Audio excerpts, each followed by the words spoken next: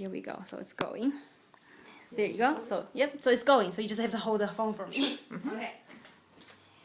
Okay, so when you have to do, right, intervals, this is what the judge will do.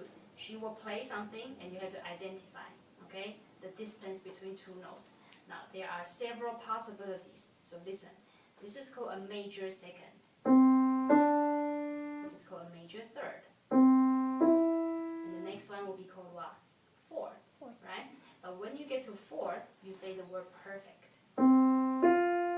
Okay, you don't say the word major. And then the next one will be what? Fifth, right? What do you say? Perfect. Okay, so 4 and 5, we use the word perfect. After 5, what do you get? 6. So what's that? We go back to major. Okay, so that's okay that you don't know. Now you know. So 6 is called major. What's 7? Major. Okay, and then the last one is called octave. And we use the word perfect. Does that make sense? So 4, 5, and octave, you use the word major, perfect. The rest, you use the word major. So let's do that first. What is this interval? Major. Good. Major what? Listen to the distance between the two notes. Is it next door?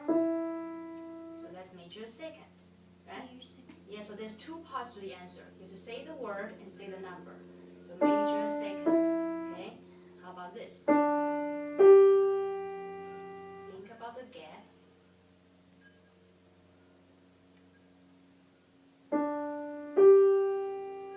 Is that a second, third, or fourth? It's a fourth. So what's the word we use? Perfect. Okay? When it's 4 or 5 octave, you use the word perfect. Okay?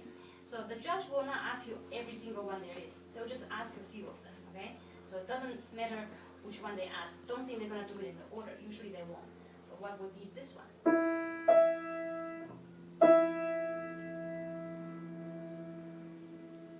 Perfect. Almost. It's perfect, you're right, but it's not fifth. Because that is exactly the same note. Right? That's quite big. We call that perfect octave.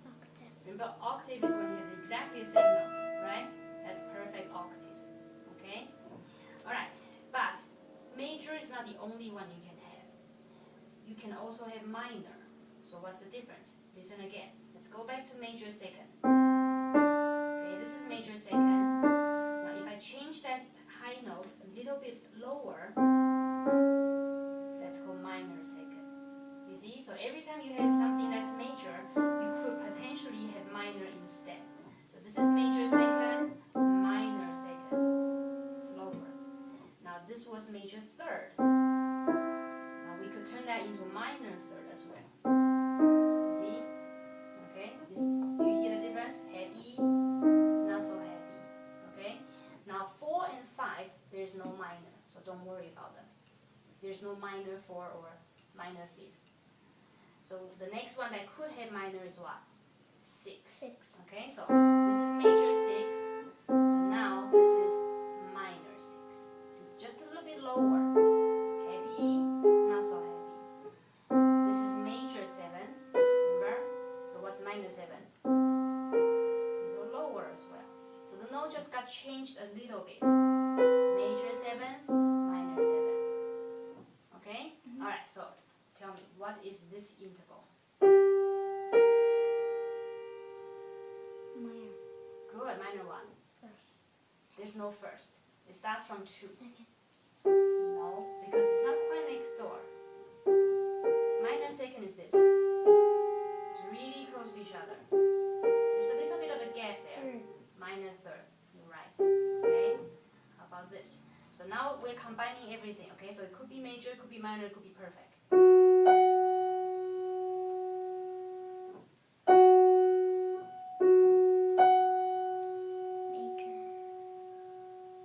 That's the same note. You gotta be able to hear the octave. That's called perfect octave. Yeah. Do you hear that the note is exactly the same? Right? So perfect octave is if the judge plays the 2 notes that are exactly the same. Whether it's C to C, D to D, E to E, F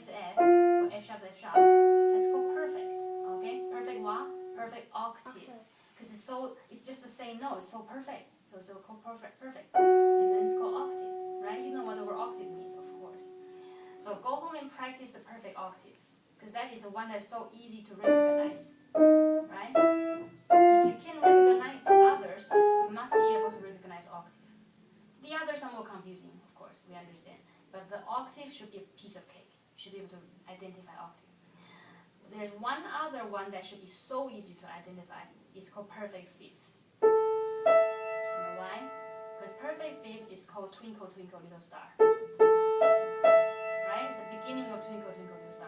So if I play two notes and you think it sounds like the beginning of Twinkle Twinkle Little Star, then what's the answer? Perfect fifth.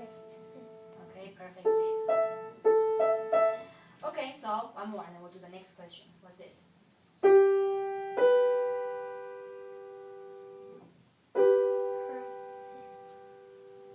Think about what is the distance and then what is the most appropriate word to use in front of it. Major third. Good girl. I know you're very smart, so you can get this. Okay, question number 2. Okay, so that first question was to do with interval. Now it's to do with chords. Okay, so there are 4 kinds of chords. Listen. Major sounds heavy. Minor does not sound heavy. A little sad. Those 2 are easy. Then there's 2 more. That one is called diminished. Okay, it sounds a little bit grumpy and dark. Right? It's even more sad than minor. It's just like grumpy. Okay, and then what? The last one is called augmented. What does that sound like? That's the one that I call dreamy. Right? It sounds like you're floating in space. Very dreamy. Okay? Alright, here we go. What is this? Sad. Sad. So what do you say? You don't say sad. You have to use the proper word. Minor. Minor is the word for sad. Okay? How about this?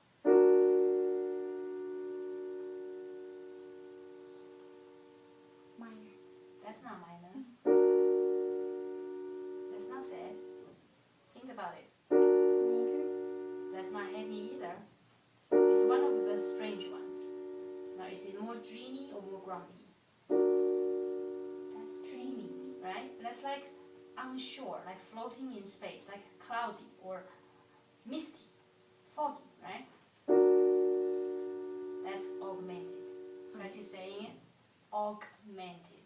Augmented. Good. Okay. How about this? Major. Good. See, that's clear. That's major. Minor. That's not sad. It's one of the weird ones also. Augmented. But it's not dreamy. That's the one that people frown, like, ooh, what's that?